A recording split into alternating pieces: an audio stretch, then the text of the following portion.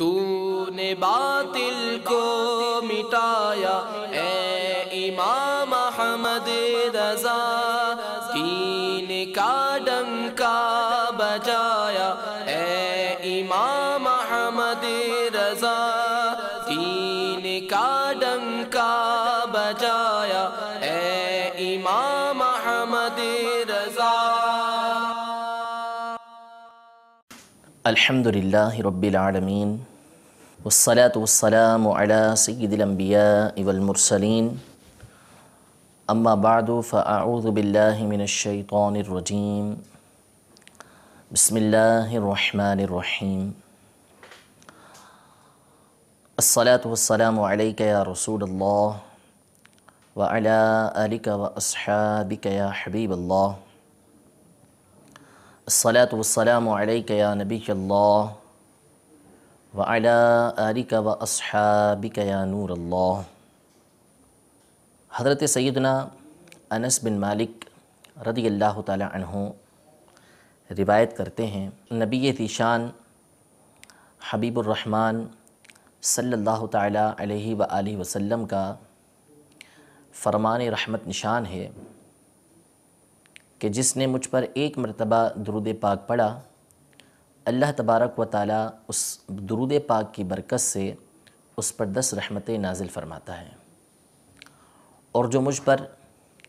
10 بار درود پاک پڑھتا ہے، اللہ تبارک و تعالیٰ اس پر 100 رحمتیں نازل فرماتا ہے، اور جو مجھ پر 100 مرتبہ درود پاک پڑھتا ہے تو کتب اللہ بین عینیہ براءۃ من النار و براءۃ من النفاق، اللہ تبارک و تعالیٰ اس کی دونوں آنکھوں کے درمیان یہ لکھ دیتا ہے کہ یہ بندہ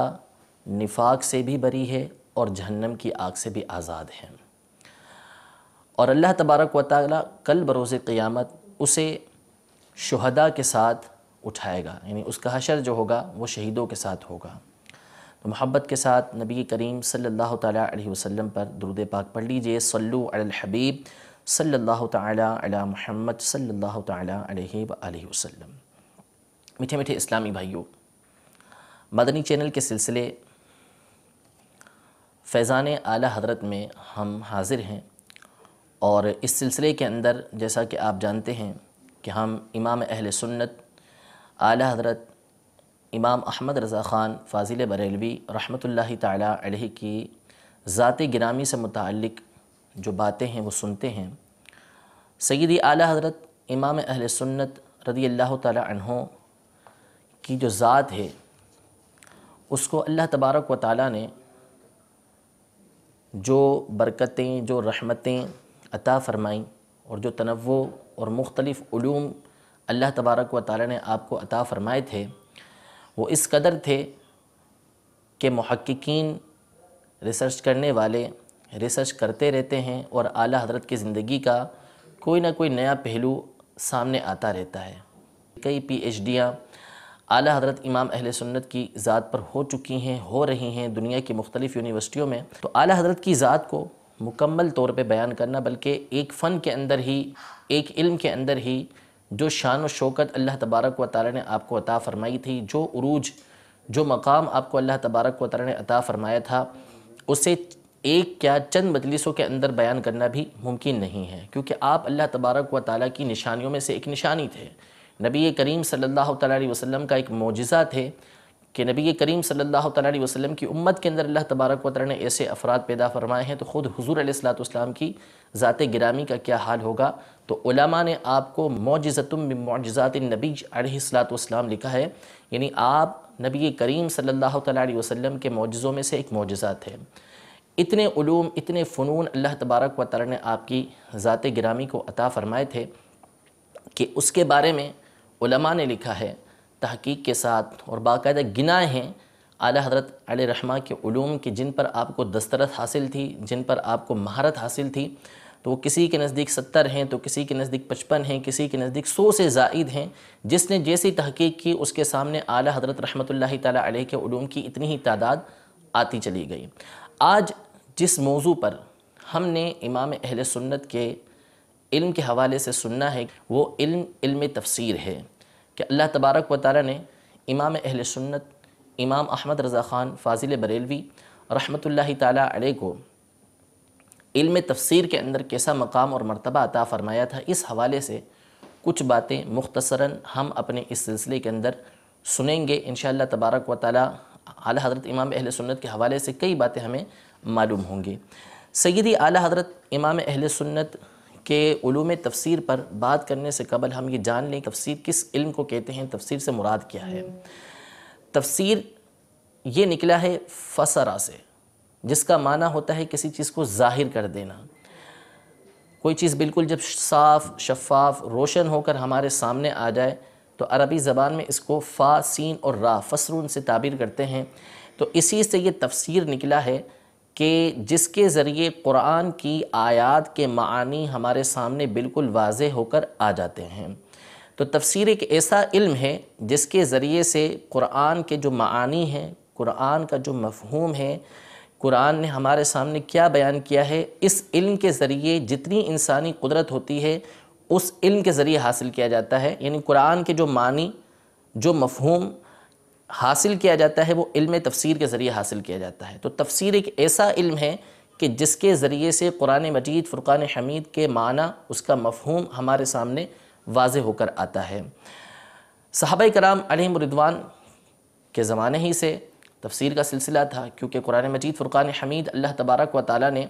نازل فرمایا، نبی کریم صلی اللہ تعالیٰ علیہ وآلہ وسلم کو اس بات کا حکم دیا کہ لِتُبَيِّنَ لِلنَّاسِ کہ قرآن مجید فرقان حمید ہم آپ پر نازل کر رہے ہیں، اور اس قرآن مجید فرقان حمید کی وضاحت، اس قرآن مجید فرقان حمید کی جو تفسیر ہے، اس کا مطلب کیا ہے، اس کو لوگوں کو آپ بیان کیجئے۔ تو قرآن مجید فرقان حمید کی آیات اللہ تبارک و تعالیٰ کی طرف سے نبی کریم صلی اللہ تعالیٰ علیہ وسلم کی ذات گرامی پر نازل ہوتی رہیں، اور پھر نبی کریم صلی اللہ تعالیٰ علیہ وسلم اس کی تفسیر، اس کا مفہوم اور اس کے معانی لوگوں کو بتاتے رہے، صحابہ کرام علیہم رضوان کے سامنے بیان کرتے رہے۔ تو یہ سلسلہ حضور نبی کریم صلی اللہ تعالیٰ علیہ وسلم کے زمانے اقدس سے چلتا ہوا آیا۔ صحابہ کرام علیہم رضوان اس قرآن کے معانی کو، اس کے مفہوم کو، اس کی تفسیر کو تابعین کے سامنے بیان کرتے رہے، تابعین آگے بیان کرتے رہے۔ تو بڑے بڑے مفسرین صحابہ کرام علیہم رضوان کے درمیان موجود تھے۔ سیدنا ابن عباس رضی اللہ تعالی عنہ، ان کو صحابہ کرام علیہم رضوان کے درمیان علم تفسیر کے اندر ایک خاص امتیازی مقام حاصل تھا، کیونکہ خود نبی کریم صلی اللہ تعالی علیہ وسلم نے ان کے لیے دعا کی تھی کہ اللہم فقہہ فی الدین وعلمہ التأویل، کہ اے اللہ اس کو دین کے اندر سمجھداری عطا فرما اور قرآن کی تفسیر کا علم اس کو عطا فرما۔ تو قرآن مجید فرقان حمید کی تفسیر کے حوالے سے چند صحابہ کرام علیہم رضوان خاص طور پر ممتاز ہو کر صحابہ میں موجود تھے۔ ان میں ایک ذات سیدنا عبداللہ بن عباس رضی اللہ تعالی عنہما کی تھی، پھر سیدنا عبداللہ بن مسعود رضی اللہ تعالی عنہ کی ذات تھی، ابی بن کعب رضی اللہ تعالی عنہ کی ذات تھی۔ دیگر صحابہ کرام علیہم رضوان تھے کہ جو قرآن مجید فرقان حمید کا علم رکھتے تھے، قرآن مجید فرقان حمید کی تفسیر اچھی طریقے سے دوسروں کے سامنے بیان کرنے پر قدرت رکھتے تھے، اور ان کو خاص مقام اور مرتبہ جو ہے وہ اللہ تبارک و تعالیٰ نے علم تفسیر کے حوالے سے عطا فرمایا تھا۔ پھر ان کے شاگرد آگے سے آگے چلتے چلے گئے۔ اعلیٰ حضرت امام اہل سنت کے علم تفسیر کے حوالے سے جاننے سے قبل یہ جان لیں کہ علماء نے قرآن پاک کی جو خدمت کی ہے وہ مختلف انداز میں کی ہے۔ مثلا ہم قرآن مجید فرقان حمید کی تلاوت کرتے ہیں، اس کے لیے ہم اکثر و بیشتر سنتے رہتے ہیں کہ اس کو قواعد اور مخارج کے ساتھ پڑھنا یہ ضروری ہے، کس طریقے سے کون سا حرف ادا ہوگا، کس طریقے سے ایک حرف کو دوسرے حرف سے ممتاز کیا جائے گا، جدا کر کے پڑھا جائے گا، اس حرف کا مخرج کیا ہے، کیسے یہ حرف نکلتا ہے، کس مقام پہ غنہ ہوتا ہے، کس مقام پہ اخفا ہوتا ہے، کہاں مد کیا جاتا ہے، کہاں حرکت کو نہیں کھینچا جاتا، یہ تمام کی تمام باتیں ہم اکثر و بیشتر سنتے رہتے ہیں۔ تو اس علم کو علم تجوید کہا جاتا ہے۔ آپ اگر علماء اسلام کی قرآن مجید فرقان حمید کی جو خدمت ہے وہ فقط علم تجوید کے حوالے سے جاننے کی کوشش کریں تو آپ حیران رہ جائیں گے کہ اللہ تبارک و تعالیٰ کے کرم سے، اس کے حبیب صلی اللہ تعالیٰ علیہ وسلم کے فضل و کرم سے اس امت کے اوپر اللہ نے کیسا احسان کیا ہے کہ اس امت نے اس قرآن مجید فرقان حمید کی کس انداز میں خدمت کی ہے کہ فقط اگر ہم اس بات کو دیکھ لیں با اعتبار تجوید کے کہ فقط تجوید کے اعتبار سے کہ قرآن مجید فرقان حمید کو پڑھنا کس انداز میں ہے، اس کے قواعد کیا ہیں، اس کے ضابطے کیا ہیں، اس کے قانون کیا ہیں، اس حوالے سے علماء نے اتنی کتابیں لکھی ہیں کہ ایک لائبریری مکمل طور پہ صرف تجوید کے حوالے سے جمع ہو سکتی ہے۔ اس قدر کتابیں اللہ تبارک و تعالیٰ کے فضل و احسان سے اس امت کے علماء نے قرآن مجید فرقان حمید کے فقط ایک شعبے کے اوپر کی ہیں۔ اس کے علاوہ آپ دیگر فنون کی طرف آئیں، دیگر علوم کی طرف آئیں کہ جو قرآن مجید فرقان حمید کے حوالے سے ہیں، کہ قرآن مجید فرقان حمید میں کتنی باتوں سے بحث کی جاتی ہے، کیسے کیسے علم اس کے اندر پائے جاتے ہیں، تو اس حوالے سے بے شمار کتابیں لکھیں۔ علامہ زرکشی رحمۃ اللہ تعالیٰ علیہ نے البرہان کے نام سے لکھیں، جس میں بتایا کہ کس انداز میں قرآن مجید فرقان حمید کی تفسیر کی جاتی ہے، قرآن مجید فرقان حمید کے اندر کون کون سی صورتیں پائی جاتی ہیں، کس کس مقام پہ کون سی صورت نازل ہوئی ہے، کتنی آیات ہیں، کتنی صورتیں ہیں، یہ تمام کے تمام جو مختلف علوم ہیں یہ علامہ زرکشی نے البرہان کے اندر بیان کی، پھر اس کے بعد علامہ سیوطی نے الاتقان کے اندر بیان کی، اور اس موضوع پر بے شمار کتابیں لکھی گئیں۔ اس کے علاوہ ہم مختلف اس کی جو علوم ہیں، فنون ہیں، اگر اس پر غور کرتے چلے جائیں تو ہزاروں کی تعداد کے اندر علماء نے قرآن مجید فرقان حمید سے متعلق کتابیں تصنیف فرمائی ہیں۔ سیدی اعلیٰ حضرت امام اہل سنت امام احمد رضا خان فاضل بریلوی رحمۃ اللہ تعالیٰ علیہ کو بھی اللہ تبارک و تعالیٰ نے جہاں دیگر حوالوں سے ایک ممتاز مقام عطا فرمایا تھا، اسی طرح اللہ تبارک و تعالیٰ نے قرآن مجید فرقان حمید کے حوالے سے بھی سیدی اعلیٰ حضرت سے بہت بڑے بڑے کام لیے۔ مثلا امام اہل سنت امام احمد رضا خان فاضل بریلوی رحمۃ اللہ تعالیٰ علیہ کے زمانے میں ایک بہت بڑا فتنہ کھڑا ہوا اس حوالے سے کہ حرف ضاد جو ہے اس کو کس طریقے سے ادا کیا جائے، صاد اور اس کے بعد ہم ضاد پڑھتے ہیں، اس حوالے سے کچھ لوگ ضاد پڑھنے لگ گئے، کسی نے اس کا تلفظ کسی اور انداز کے اندر کر دیا۔ تو امام اہل سنت رضی اللہ تعالی عنہ نے قرآن مجید فرقان حمید کی تجوید کے حوالے سے کہ قرآن مجید فرقان حمید کے اس حرف کو کیسے پڑھا جائے گا، اس حرف کو پڑھنے کے احکام کیا ہیں، اگر کوئی اس کے برخلاف اس کو زاد پڑھتا ہے تو اس کے اوپر کیا حکم ہے، اس کی نماز کا کیا حکم ہے، 2 کتابیں اس کے اوپر پوری تصنیف فرمائی کہ جس میں بالدلائل آپ نے ثابت کیا کہ قرآن مجید فرقان حمید کے اندر جو حروف تہجی استعمال ہوئے ہیں، جن حروف تہجی کے ساتھ قرآن مجید فرقان حمید پڑھا جاتا ہے، ان میں جو حرف ضاد ہے اس کا مخرج کیا ہے، اس کو کس انداز میں ادا کرنا ہے۔ فقط اس بات کو بیان کرنے کے لیے سیدی اعلیٰ حضرت نے پورے 2 کتابیں تصنیف فرمائی کہ جو فتاوی رضویہ کی 6ٹھی جلد کے اندر موجود ہیں، ان کے نام ہیں نعم الزاد لروم الضاد اور دوسرا الجام الصاد عن سنن الضاد۔ یہ دونوں تصنیفیں اعلیٰ حضرت کی فتاوی رضویہ کی 6ٹھی جلد کے اندر موجود ہیں، جس میں آپ نے بالدلائل اس بات کو ثابت کیا کہ اس حرف یعنی ضاد کا مخرج کیا ہے، کس انداز میں اس کو ادا کرنا ہے۔ تو یہ با اعتبار تجوید کے یعنی تجوید کے لحاظ سے قرآن مجید فرقان حمید کی امام اہل سنت کی ایک عظیم خدمت ہے، جس کے ذریعے سے آپ نے اس بات کو بالکل واضح فرما دیا کہ قرآن مجید فرقان حمید کو کس انداز میں پڑھنا ہے، اس کے حروف کا مخرج کس طریقے سے ادا کرنا ہے، جہاں اللہ تبارک و تعالی نے جس حرف کو جس طرح پڑھنے کا حکم دیا ہے، جس طریقے سے نازل کیا ہے، اسی انداز میں اس کو پڑھنا ہے۔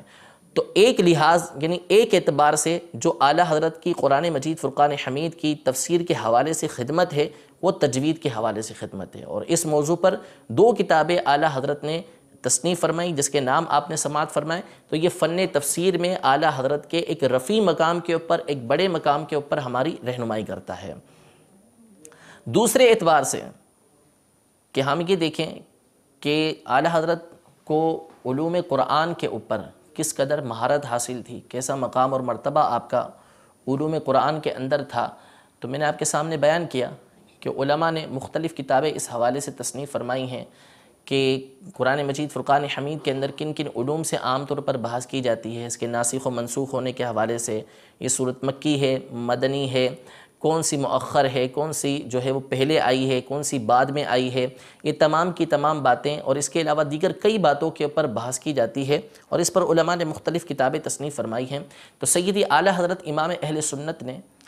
بھی اس حوالے سے کتابیں تصنیف فرمائی ہیں، چند ایک ان میں سے یہ ہیں کہ جو اعلیٰ حضرت کے علوم قرآن کے حوالے سے ہماری رہنمائی کرتی ہیں۔ ایک کتاب آپ نے اس حوالے سے جو تصنیف فرمائی وہ الظلال الانقا کے نام سے ہے، جو فتاوی رضویہ کی 28ویں جلد کے اندر موجود ہے۔ یہ کتاب آپ نے سیدنا ابو بکر صدیق رضی اللہ تعالی عنہ کی فضیلت کے حوالے سے تصنیف فرمائی ہے، اور اس کتاب میں آپ نے دلائل کے ساتھ اس بات کو ثابت کیا ہے کہ سیدنا ابو بکر صدیق رضی اللہ تعالی عنہ انبیاء کے بعد انسانوں میں سب سے افضل ہستی ہیں۔ قرآن مجید فرقان حمید کی آیات کے ذریعے آپ نے اس بات کو ثابت کیا، احادیث کے ذریعے اس بات کو ثابت کیا۔ جہاں آپ نے اس کتاب کے اندر اس بات کو ثابت کیا ہے کہ حضرت سیدنا ابو بکر صدیق رضی اللہ تعالی عنہ تمام انسانوں میں انبیاء کرام علیہم السلام کے بعد سب سے افضل ہیں، وہیں آپ نے اپنے اس رسالے کے اندر علوم قرآن کے حوالے سے بے شمار علم کے دریا بہا ہیں کہ کس کس انداز کی تفسیریں علماء نے لکھی ہیں، کس تفسیر کا کیا مقام ہے، کس تفسیر کا کیا انداز ہے، کس تفسیر میں کس انداز میں مفسر بحث کرتے ہیں، کون سی تفسیر ہے کہ جس کو پڑھنا چاہیے، کون سی تفسیر ہے کہ جس سے اجتناب کرنا چاہیے۔ یہ بے شمار باتیں سیدی اعلیٰ حضرت نے اس کے اندر آپ نے نقل فرمائی ہیں۔ اس کے علاوہ جو تصانیف فرمائی خاص علوم قرآن کے حوالے سے، تو جو قدیم کتابیں علماء کی تھیں اس موضوع کے اوپر، مثلا علامہ جلال الدین سیوطی شافعی رحمۃ اللہ تعالی علیہ کی تصنیف الاتقان فی علوم القرآن کے نام سے تصنیف ہے، تو اس پر باقاعدہ اعلیٰ حضرت نے ایک حاشیہ تحریر فرمایا کہ جس میں آپ نے جو علامہ سیوطی نے باتیں لکھی تھیں اس کی وضاحت فرمائی، اس کے اوپر چند باتیں مزید بیان فرمائیں کہ علوم قرآن سے متعلق اور کیا کیا باتیں ہو سکتی ہیں۔ علم قرآن کے حوالے سے ایک خاص بات یہ ہے کہ قرآن مجید فرقان حمید کو لکھا کس طریقے سے جائے، قرآن مجید فرقان حمید کو لکھنے کا طریقہ کار کیا ہے، کیونکہ قرآن مجید فرقان حمید کو ایک خاص خط کے اندر جو خط عثمانی کہلاتا ہے، جس انداز میں حضرت سیدنا عثمان غنی رضی اللہ تعالی عنہ نے قرآن مجید فرقان حمید لکھوایا تھا، اسی انداز میں قرآن مجید فرقان حمید لکھوانا یہ واجب ہے، اسی انداز میں قرآن مجید فرقان حمید کو تحریر کرنا یہ واجب ہے۔ اس کا پورا طریقہ کہ کون سا حرف کس طریقے سے لکھنا ہے، قرآن مجید فرقان حمید میں کس طریقے سے کھڑا زبر لگایا جائے گا، کس طریقے سے الف لکھا جائے گا، کہاں پر الف لکھا جائے گا، کہاں الف نہیں لکھا جائے گا، یہ تمام کی تمام باتیں جو ہیں وہ علماء نے اپنی تصانیف کے اندر لکھی ہیں۔ قرآن مجید فرقان حمید کو تحریر کرنے کا طریقہ کار کیا ہے، مثلا ہم جو نماز ہے اس کو عربی کے اندر صلاۃ بولتے ہیں، صاد لام الف اور گول تا، صاد لام الف اور گول تا ہوتا ہے، تو ہم جو صلاۃ عام طور پہ اردو میں لکھتے ہیں وہ ہوتا ہے صاد لام سیدھا الف ہوتا ہے اور گول تا بنا ہوتا ہے، لیکن جب قرآن مجید فرقان حمید کے اندر یہی لفظ صلاۃ لکھا جائے گا تو صاد لکھا جائے گا، پھر لام لکھا جائے گا، پھر آپ نے دیکھا ہوگا کہ واو بنا ہوتا ہے، واو کے اوپر کھڑا زبر بنا ہوتا ہے اور پھر گول تا بنا ہوتا ہے۔ تو یہ قرآن مجید فرقان حمید میں صلاۃ لکھنے کا ایک خاص طریقہ ہے۔ اگر کوئی شخص قرآن مجید فرقان حمید میں صلاۃ کو اس طریقے سے لکھتا ہے کہ صاد لکھتا ہے، پھر لام لکھتا ہے، پھر واو کی جگہ کھڑا زبر نہیں لگاتا واو کے ساتھ بلکہ الف لکھ دیتا ہے، تو یہ ناجائز و حرام ہے۔ اس طرح لکھنے کی قرآن مجید فرقان حمید یہ اجازت نہیں ہے۔ تو اس حوالے سے بھی علماء نے تصانیف فرمائی ہیں کہ جس میں بیان فرمایا کہ قرآن مجید فرقان حمید کو کس انداز میں لکھنا ہے۔ اس کو رسم خط القرآن کہا جاتا ہے کہ کس انداز میں قرآن مجید کا خط ہوگا، کیسی اس کی تحریر ہوگی۔ سیدی اعلیٰ حضرت امام اہل سنت نے اس حوالے سے بھی ایک کتاب تصنیف فرمائی کہ قرآن مجید فرقان حمید کو کیسے لکھا جائے، جس کا نام ہے جالب الجنان فی رسم احرف من القرآن، یعنی کس انداز میں قرآن مجید فرقان حمید کو لکھا جائے، اس کے لکھنے کا طریقہ کار کیا ہے، یہ اعلیٰ حضرت امام اہل سنت نے اپنی اس تصنیف کے اندر بیان فرمایا۔ اسی طرح قرآن مجید فرقان حمید کے حوالے سے ایک بہت بڑی جو خدمت ہے قرآن مجید فرقان حمید کا ترجمہ، کہ ظاہر ہے ہر ایک عربی زبان کے اوپر قادر نہیں ہوتا کہ وہ عربی زبان کو سمجھ سکے، ہر کوئی اپنی زبان کے اندر ہی قرآن مجید فرقان حمید سمجھنے کی کوشش کرتا ہے۔ جو عربی زبان پر قادر ہے، عربی جس نے پڑھی ہوئی ہے، وہ قرآن مجید فرقان حمید کا ترجمہ سمجھ سکتا ہے۔ تو اعلیٰ حضرت امام اہل سنت اور دیگر علماء نے قرآن مجید فرقان حمید کی جو خدمت کی ہے وہ بحوالہ ترجمہ قرآن کی ہے۔ مختلف زبانوں کے اندر قرآن مجید فرقان حمید کے ترجمے کیے گئے ہیں، اردو زبان کے اندر بے شمار ترجمے کیے گئے۔ اعلیٰ حضرت امام اہل سنت سے بھی اللہ تبارک و تعالیٰ نے ترجمہ قرآن کے حوالے سے بہت بڑا کام لیا۔ آپ نے اعلیٰ حضرت امام اہل سنت کے مشہور ترجمہ قرآن کنز الایمان کا نام بکثرت سنا ہوگا۔ اس ترجمے کو اللہ تبارک و تعالیٰ نے بڑی مقبولیت عطا فرمائی، یعنی تلقی بالقبول جس کو کہتے ہیں، قبولیت تامہ اللہ تبارک و تعالیٰ نے اس ترجمے کو عطا فرمائی ہے کہ علماء کرام نے اس ترجمے کا بڑا اہتمام کیا۔ بے شمار ترجمے لکھے گئے ہیں، اردو زبان کے اندر کئی ترجمے ہیں، فارسی کے اندر ترجمے ہیں، انگلش کے اندر ترجمے ہیں، بہت ساری زبانوں کے اندر ترجمے ہیں، لیکن امام اہل سنت امام احمد رضا خان فاضل بریلوی رحمۃ اللہ تعالیٰ علیہ کے ترجمہ کنز الایمان کو جو ایک خاص مقام اور مرتبہ اور قبولیت حاصل ہے وہ ہمیں کسی اور ترجمے کے اندر نظر نہیں آتی۔ ایک لفظ عربی زبان کے اندر استعمال ہوتا ہے، علوم کے اندر استعمال ہوتا ہے، جس کو تلقی بالقبول کہا جاتا ہے، کہ اللہ تبارک و تعالیٰ بعض افراد کو، بعض اشخاص کو، بعض کتابوں کو ایک قبولیت عطا فرماتا ہے کہ لوگ اس کو قبول کر لیتے ہیں، علماء اس کو قبول کر لیتے ہیں۔ مثلاً علماء نے بے شمار کتابیں لکھی، کئی کتابیں لکھی، حدیث کے اوپر سینکڑوں کتابیں لکھی گئی ہیں، لیکن جو مقام اور جو مرتبہ صحیح بخاری، صحیح مسلم کو اللہ تبارک و تعالیٰ نے عطا فرمایا، لوگوں کے درمیان جو قبولیت تامہ ان کو حاصل ہوئی، جو اللہ تبارک و تعالیٰ نے ان کو مقام اور مرتبہ عطا فرمایا، وہ کسی اور کتاب کو حاصل نہیں ہو سکا کہ اس کتاب کو علماء نے قبول کیا، اس کی شروحات لکھی گئیں، اس کے اوپر بحث کی گئی، اس کی حدیثیں نقل کی گئیں، لوگوں نے، علماء نے اس کو قبول کیا۔ جس کتاب کو علماء قبول کر لیں، جس شخص کو اللہ تبارک و تعالیٰ قبولیت تامہ عطا فرما دے، اس کو علم کی زبان کے اندر تلقی بالقبول کہا جاتا ہے، یعنی جس کو قبولیت حاصل ہوئی ہو۔ تو آپ مختلف کتابوں کے اوپر، مختلف فنون کے اوپر، مختلف علوم کے اوپر، مختلف افراد کے اوپر غور کریں گے تو اللہ تبارک و تعالیٰ بعض افراد کو، بعض اشخاص کو بڑا مقام اور مرتبہ عطا فرماتا ہے اور لوگوں کے درمیان قبولیت عطا فرما دیتا ہے۔ یعنی ایک مقام اور مرتبہ ایسا ہوتا ہے کہ جو اللہ تبارک و تعالیٰ کی بارگاہ میں تو ہے ہی ہے، لیکن ساتھ ہی ساتھ اللہ تبارک و تعالیٰ اس بندے کی محبت لوگوں کے دلوں کے اندر بھی ڈال دیتا ہے، اس کو مقبولیت اور شہرت عطا فرما دیتا ہے۔ اب جیسے امام بخاری رحمۃ اللہ تعالیٰ علیہ کی ذات گرامی ہے، امام بخاری کو اللہ تبارک و تعالیٰ نے بہت بڑا مقام اور مرتبہ حدیث کے حوالے سے عطا فرمایا، حالانکہ امام بخاری رحمۃ اللہ تعالیٰ علیہ سے بھی بڑے بڑے محدثین خود امام بخاری کے زمانے کے اندر موجود تھے۔ علی بن مدینی رحمۃ اللہ تعالیٰ علیہ جو امام بخاری کے استاد ہیں، خود امام بخاری ان کے بارے میں فرمایا کرتے تھے کہ میں نے کسی کے سامنے اپنے آپ کو کمتر نہیں جانا مگر علی بن مدینی کے سامنے، ان کے سامنے اپنے آپ کو علم حدیث کے حوالے سے کمتر سمجھتا ہوں۔ جو مقام اور مرتبہ اللہ تبارک و تعالیٰ نے امام بخاری کو لوگوں کے درمیان عطا فرمایا وہ سیدنا علی بن مدینی کو حاصل نہیں ہوا، حالانکہ ان کا مقام اور مرتبہ با اعتبار علم حدیث کے امام بخاری سے بڑھ کر تھا۔ تو اللہ تبارک و تعالیٰ بعض افراد کو قبولیت تامہ عطا فرماتا ہے کہ ان کی محبت لوگوں کے دلوں کے اندر رکھ دیتا ہے، ان کی شہرت کروا دیتا ہے۔ اسی طرح مختلف کتابیں ہوتی ہیں کہ جن کو اللہ تبارک و تعالیٰ مقام اور مرتبہ عطا فرماتا ہے کہ وہ قبولیت کے ساتھ ساتھ لوگوں میں بھی مقبول ہوتی چلی جاتی ہیں، شہرت ان کو حاصل ہوتی چلی جاتی ہے۔ انہی میں سے سیدی اعلیٰ حضرت امام اہل سنت کا ترجمہ قرآن ہے کہ بے شمار ترجمے ہوئے، لیکن جو مقام اعلیٰ حضرت کے ترجمے کو حاصل ہوا وہ کسی دوسرے کے ترجمے کو حاصل نہیں ہو سکا۔ مثلاً امام اہل سنت کا ترجمہ وہ ترجمہ ہے کہ جس ترجمے کو بنیاد بنا کر اس کے اوپر کئی تفسیریں لکھی گئی ہیں۔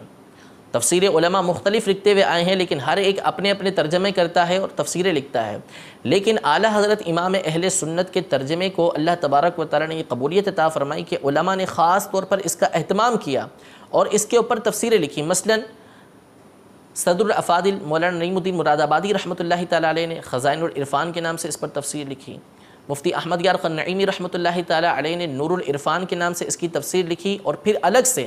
تفسیر نعیمی کے نام سے آپ نے ایک مکمل تفسیر جو ہے اس کے اوپر لکھنا شروع کی۔ 10-11 جلدوں تک جو ہے وہ آپ اس کے اوپر تفسیر لکھتے گئے، جس میں آپ اولاً اعلیٰ حضرت امام اہل سنت کا ترجمہ ذکر کرتے ہیں، اپنا بھی ترجمہ لکھتے ہیں، لیکن ساتھ ساتھ اعلیٰ حضرت امام اہل سنت کا ترجمہ لکھتے ہیں، پھر تفسیر کرنا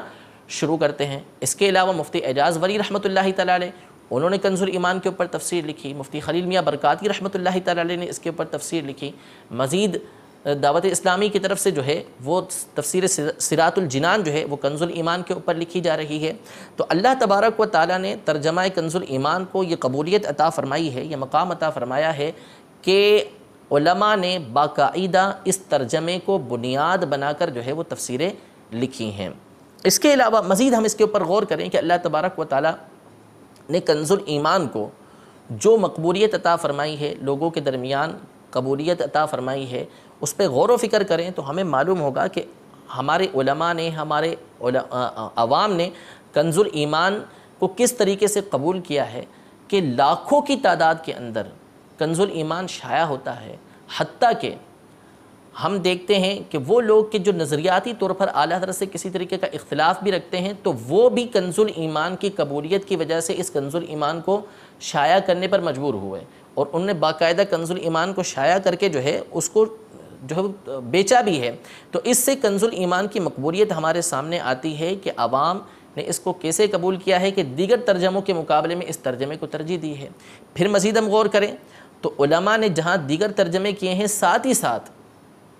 اس ترجمے کو یہ قبولیت حاصل ہوئی ہے کہ علماء نے باقاعدہ اس ترجمے کی تسہیل کی، اس ترجمے کے حوالے سے جو ہے وہ لوگوں کو بیان کیا کہ اس کے اندر کیا کیا مشکل مقامات ہیں اور کیا کیا مشکل الفاظ ہیں۔ اس مشکل الفاظ کو آسان الفاظ کے اندر بریکٹ میں لکھ دیا تاکہ لوگوں کو سمجھنے میں آسانی رہے۔ اس ترجمہ قرآن کی جو شان ہے، کیوں اس کو ایسی برکتیں حاصل ہوئیں، کیوں اس کو ایسا مقام اور مرتبہ حاصل ہوا، اس پر اگر ہم غور کرنے جائیں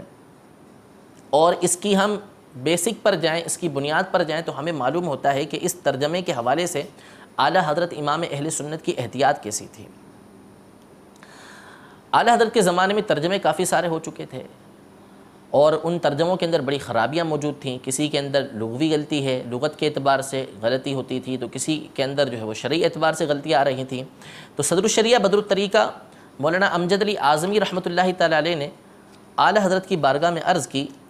کہ حضور آپ جو ہے وہ قرآن مجید فرقان حمید کا کوئی ترجمہ کر دیں اردو کے اندر تاکہ لوگوں کے لیے آسانی ہو جائے۔ اعلیٰ حضرت نے اپنا عذر پیش کیا کہ مشاغل بہت سارے ہیں، دوسرے کام بھی بہت سارے ہیں، اور پھر ساتھ ہی ساتھ مسئلہ سب سے بڑا یہ ہے کہ قرآن مجید فرقان حمید جب چھپنے کے لیے جاتا ہے تو اب وہاں پر جو پریس کے اندر کام کرنے والے ہوتے ہیں وہ بے وضو ہوں گے، ادب نہیں کر پائیں گے، پھر اس کے بعد جب بازار تک یہ جائے گا تو لے جانے والے بے وضو، اس حوالے سے کیا کیا جائے گا۔ تو یہ احتیاطیں، یہ باتیں اعلیٰ حضرت امام اہل سنت کے سامنے تھیں، جس کی بنیاد پہ آپ صدر الشریعہ سے معذرت کرتے رہے۔ پھر صدر الشریعہ رحمۃ اللہ تعالی علیہ نے اس بات کا جو ہے وہ اپنے اوپر ذمہ لیا کہ قرآن مجید فرقان حمید کے حوالے سے جو جو احتیاطیں آپ ارشاد فرمائیں گے، آپ کے پاس سے پریس تک جانے تک، پریس سے بازار تک جانے تک جتنے افراد ہوں گے سارے کے سارے اس کے اندر باوضو رہیں گے۔ اس بات کا اہتمام کرنے کے بعد مکمل طور پہ اس کے جو ادب و احترام ہیں وہ بجا لینے کی ذمہ داری لی صدر الشریعہ نے۔ اس کے بعد اعلیٰ حضرت امام اہل سنت نے اس کے ترجمے کی حامی بھری، لیکن پھر بھی آپ کے مشاغل بہت سارے تھے، تو آپ نے صدر الشریعہ رحمۃ اللہ تعالی علیہ کو اس بات کا حکم دیا کہ آپ کسی وقت میں میرے پاس آ جایا کریں، اور پھر اس کے بعد آپ کے سامنے جو ہے وہ میں اس قرآن مجید فرقان حمید کا ترجمہ کر دوں گا۔ اب ہوتا یہ کہ صدر الشریعہ رحمۃ اللہ تعالی علیہ رات کو سونے سے قبل یا دن میں جب اعلیٰ حضرت آرام فرماتے تو اس وقت قلم، دوات اور کاغذ لے کے آ جاتے اور قرآن مجید فرقان حمید پڑھنا شروع کرتے، اور پھر اعلیٰ حضرت امام اہل سنت اس کا ترجمہ لکھوانا شروع کرتے ہیں۔ علماء نے اس حوالے سے اس بات کو لکھا ہے کہ قرآن مجید فرقان حمید کا ترجمہ کرنے کے بعد صدر الشریعہ اور دیگر علماء کرام جب اس ترجمے کو قرآن مجید فرقان حمید کی بڑی بڑی تفسیروں سے ملاتے تو حرف بحرف جو اعلیٰ حضرت نے ترجمہ کروایا ہوتا ان تفسیروں کے مطابق پاتے، یعنی کوئی بھی بات اس ترجمے سے ان تفاسیر کے خلاف نہیں جاتی تھی۔ مکمل تفسیر ایسا لگتا تھا جیسے کثیر تفاسیر اعلیٰ حضرت کو حفظ ہیں اور ان کے مطالعے کے بعد اعلیٰ حضرت نے یہ ترجمہ کروایا ہو۔ حالانکہ حال یہ تھا کہ باکثرت کتابیں اعلیٰ حضرت مختلف موضوعات پہ لکھتے تھے، رات کو سونے سے قبل یا دن کے وقت جو ہے صدر الشریعہ حاضر ہو رہے ہیں اور اس وقت جو ہے امام اہل سنت ان کو ترجمہ کروا رہے ہیں۔ اس وقت کوئی کتاب سامنے نہیں ہے، کوئی تفسیر آپ کے سامنے نہیں ہے، لیکن جو مقام اور مرتبہ اللہ تبارک و تعالیٰ نے اعلیٰ حضرت کو علم تفسیر کے حوالے سے عطا فرمایا تھا اس کی بنیاد پر اعلیٰ حضرت امام اہل سنت رحمۃ اللہ تعالی علیہ جو ترجمہ کرواتے وہ مکمل طور پر تفاسیر علماء کرام کے بالکل مطابق ہوا کرتا تھا۔ اس کے علاوہ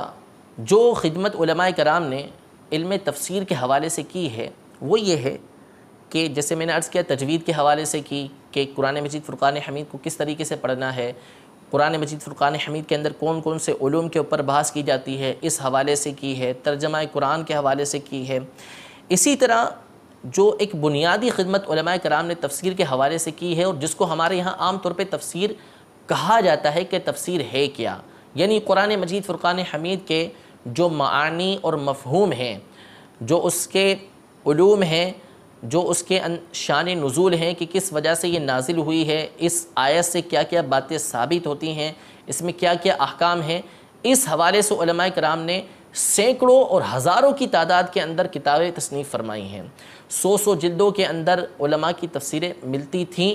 جو فتنہ تتار کے اندر جب تاتاریوں نے چنگیز خان نے بغداد کے اوپر حملہ کیا تھا تو اس وقت بے شمار علماء کی کتابیں جو ہیں ان لوگوں نے ضائع کر دی تھیں، ورنہ علماء نے اپنی اپنی کتابوں کے اندر لکھا ہے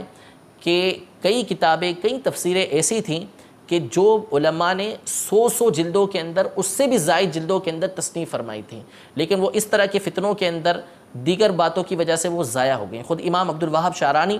رحمۃ اللہ تعالی علیہ نے اپنی تصنیف میزان الشریعت الکبریٰ کے اندر اپنے جو حالات بیان کیے ہیں ان حالات میں آپ نے لکھا ہے کہ میں نے خود 100 جلدوں کے اوپر جو تفسیریں ہیں اس کا مطالعہ کیا ہے۔ تو یہی حال اعلیٰ حضرت امام اہل سنت کا تھا، بے شمار تفسیروں کا آپ نے مطالعہ کیا ہوا تھا اور کئی تفاسیر کے مضامین آپ کے سامنے ہوا کرتے تھے۔ تو سیدی اعلیٰ حضرت نے تفسیر کے حوالے سے بھی بہت بڑا کام ہمارے سامنے کیا ہے، اور کس طرح اعلیٰ حضرت کو تفسیر کے اندر مقام اور مرتبہ حاصل تھا اس حوالے سے میں کچھ باتیں آپ کے سامنے عرض کرتا ہوں۔ امام جلال الدین سیوطی شافعی رحمۃ اللہ تعالی کی تفسیر در منصور تھی، اس کے علاوہ علامہ خازن کی تفسیر ہے، تفسیر بیضاوی ہے، تفسیر فخر الرازی ہے، تفسیر روح البیان ہے، اس طرح کی 50 تفاسیر عام طور پہ اعلیٰ حضرت کے زمانے کے اندر ملتی تھیں۔ تو سیدی اعلیٰ حضرت امام اہل سنت نے اس بات کو محسوس کیا کہ ان تفاسیر کی موجودگی میں علیحدہ سے عربی زبان کے اندر کوئی تفسیر لکھنے کی حاجت نہیں ہے، کیونکہ یہ تفاسیر موجود ہیں، اس کے ذریعے علماء استفادہ کر سکتے ہیں۔ تو امام اہل سنت نے اس حوالے سے یہ کام کیا کہ ان تفاسیر کے اوپر آپ نے حاشیے لکھے کہ جہاں پر کسی مفسر سے کوئی بات رہ گئی اس کا اضافہ کر دیا، کسی مقام پہ کسی مفسر سے تسامح ہو گیا، غلطی ہو گئی اس کی نشاندہی کر دی، کسی مقام پہ کسی بات کو زیادہ کر سکتے تھے تو اس مقام کو وہاں پر لکھ دیا کہ اس کے اندر یہ بات بھی شامل کی جائے تو بہتر ہے۔ اس طرح کے حاشیے اعلیٰ حضرت نے مختلف تفاسیر کے اوپر لکھے۔ علماء نے اس حوالے سے کچھ کتابیں لکھی ہیں، مثلا تفسیر بیضاوی شریف ہے، عنایت القاضی کے نام سے ایک تفسیر ہے، اور تفسیر در منصور ہے، تو تفسیر خازن ہے۔ یہ وہ تفاسیر ہیں کہ جن پر اعلیٰ حضرت امام اہل سنت نے باقاعدہ عربی زبان کے اندر حاشیے لکھے ہیں اور ان تفسیروں کی وضاحت کی ہے۔ اس کے علاوہ اعلیٰ حضرت امام اہل سنت نے اردو زبان کے اندر باقاعدہ طور پر تو کوئی تفسیر لکھنا شروع نہیں کی، البتہ آپ نے تفسیر لکھنا شروع کی تھی۔ جو علماء لکھتے ہیں اس حوالے سے سورہ فاتحہ اور سورہ بقرہ کی چند آیات ان کی تفسیر آپ لکھ چکے تھے، تو اتنی تو دستیاب ہوئی، اب آگے اللہ بہتر جانتا ہے کہ آپ نے اس کو مکمل کیا یا وہ مفقود ہو گئی۔ اس حوالے سے علماء خاموش ہیں، کیونکہ ہمارے لیے یہ المیہ ہے اعلیٰ حضرت امام اہل سنت کے حوالے سے کہ اعلیٰ حضرت رحمۃ اللہ تعالی علیہ کی کئی تصانیف ایسی ہیں کہ جو اعلیٰ حضرت کے زمانے کے کچھ ہی عرصے کے بعد ضائع ہو گئی تھیں۔ یعنی بریلی شریف کے اندر ایک مرتبہ سیلاب آیا تھا جس کی وجہ سے اعلیٰ حضرت کا جو کتاب خانہ تھا اور لائبریری تھی اس کی دیوار گر گئی تھی، جس کی وجہ سے اعلیٰ حضرت کی کئی تصانیف ضائع ہو گئی تھیں۔ پھر اس کے بعد اعلیٰ حضرت کے خلیفہ ظفر الدین بہاری رحمۃ اللہ تعالی علیہ اعلیٰ حضرت کے کتاب خانے میں حاضر ہوئے تھے آپ کے انتقال کے بعد، اور وہاں پہ بیٹھ کے جو اعلیٰ حضرت کی کتابیں تھیں اس کو انہوں نے ترتیب دیا تھا، جو بچ گئی تھیں ان کو علیحدہ سے انہوں نے بچا کر کسی طریقے سے دوسرے کاغذات پر لکھ کر ان کو بچا لیا تھا۔ تو یہ ان کا احسان ہے کہ ہمارے پاس جو اعلیٰ حضرت کی کتابیں ہیں، یہ ظفر الدین بہاری رحمۃ اللہ تعالی علیہ کا احسان ہے ہم پر کہ انہوں نے ان کتابوں کو جو ہے وہ سیلاب کی زد میں جو کتابیں آ گئی تھیں ان میں سے کئی کتابوں کو انہوں نے بچا کر ہمارے سامنے رکھ دیا، ورنہ اعلیٰ حضرت کی 1000 سے زائد کتابیں ہیں اور ان میں سے اکثر مفقود ہیں۔ تو اسی طرح ممکن ہے کہ اعلیٰ حضرت امام اہل سنت رحمۃ اللہ تعالی علیہ نے ہو سکتا ہے کہ مکمل تفسیر قرآن کر لی ہو لیکن وہ ہمارے سامنے نہیں آ سکی۔ البتہ آپ نے خود یہ ارشاد فرمایا ہے کہ سورہ والضحیٰ کی چند آیتوں کی تفسیر آپ نے لکھنا شروع کی تھی تو وہ سینکڑوں صفحات پر پہنچ گئی تھی، وہ مکمل اعلیٰ حضرت نہیں کر سکے۔ اس کے علاوہ اعلیٰ حضرت امام اہل سنت نے اپنے فتاویٰ کے اندر کئی آیات کی تفسیریں کی ہیں، مختلف آیات کی تفسیر آپ نے اپنے فتاویٰ کے اندر بیان کی ہیں، اس کو علماء نے جمع کیا اور ایک مقام پر اس کو جمع کر کے کتابی صورت میں شائع کیا ہے، جس کی 8ویں 9ویں اور 10ویں جلد خاص اعلیٰ حضرت امام اہل سنت کے علم تفسیر کے حوالے سے ہے، جس میں کم از کم 600 آیات کریمہ جن کی اعلیٰ حضرت رحمۃ اللہ تعالی علیہ نے اپنی تصانیف کے اندر تفسیر کی ہے، اس کو انہوں نے ایک مقام پر جمع کر دیا ہے۔ تو اس طرح اعلیٰ حضرت امام اہل سنت کا جو تفسیر کے اندر کام ہے وہ بھی ہمارے سامنے موجود ہے۔ اللہ تبارک و تعالی ہم سب کو امام اہل سنت کے حوالے سے جو باتیں ہم نے تفسیر کے حوالے سے سنی ہیں اس کو یاد رکھنے کی توفیق عطا فرمائے۔ اس کے علاوہ بھی بہت ساری باتیں تفسیر کے حوالے سے موجود ہیں جو اعلیٰ حضرت امام اہل سنت نے تفسیر پر کام کیا ہے، لیکن یہیں پر ہم اپنے اس سلسلے کو تمام کرتے ہیں۔ اللہ تبارک و تعالی ہم سب کو سیدی اعلیٰ حضرت کے فیوز و برکات سے مستفید ہونے کی توفیق عطا فرمائے۔ اللہ تبارک و تعالی اعلیٰ حضرت کے مقام اور مرتبے کے اندر مزید اضافہ فرمائے اور ہم سب کو بھی مسلک اہل سنت کی خوب دل و جان کے ساتھ خدمت کرنے کی توفیق عطا فرمائے۔ یہاں پر ایک بات مزید میں بیان کرنا چاہوں گا کہ جس طرح اعلیٰ حضرت امام اہل سنت کا ہمارے اوپر یہ احسان ہے کہ سیدی اعلیٰ حضرت امام اہل سنت نے قرآن مجید فرقان حمید کا ایک ترجمہ ہمارے سامنے بالکل جن یوں کہہ رہے ہیں کہ ایسا ترجمہ کہ جو بالکل شریعت کے عین مطابق تھا وہ کر دیا تاکہ قرآن مجید فرقان حمید کا ترجمہ بندہ صحیح طریقے سے پڑھ سکے۔ یہ ایک بہت بڑا ہمارے پر احسان ہے۔ اسی طریقے سے امیر اہل سنت کا بھی ہمارے پر یہ احسان ہے کہ اگر غور کیا جائے تو جس طرح دیگر علماء کرام نے ترجمہ قرآن کے لیے سعی کی ہے، ایک بہت بڑی کوشش جو ہے وہ سیدی امیر اہل سنت کی ذات کی ہے کہ آپ کی ذات کی برکت کی وجہ سے عوام کے درمیان جتنا کنز الایمان کو فروغ حاصل ہوا ہے وہ شاید اس کی کوئی نظیر پیش نہیں کر سکتا کہ جتنا سیدی امیر اہل سنت نے ترجمہ کنز الایمان کو عام کیا ہے کہ اپنے تمام کتابوں کے اندر، رسالوں کے اندر امیر اہل سنت ہمیشہ اس کا حوالہ دیتے آئے۔ اپنے مذاکروں کے اندر جب آپ کسی قرآن مجید فرقان حمید کی کسی آیت کی تلاوت کرتے ہیں، اس کا جب ترجمہ پڑھتے ہیں تو حتی الامکان ترجمہ کنز الایمان کا حوالہ دے کے اس کا ترجمہ پڑھتے ہیں۔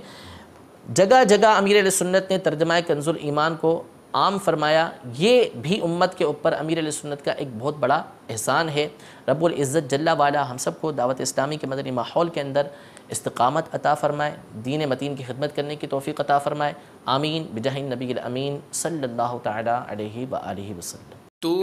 نے باطل کو مٹایا اے امام احمد رضا،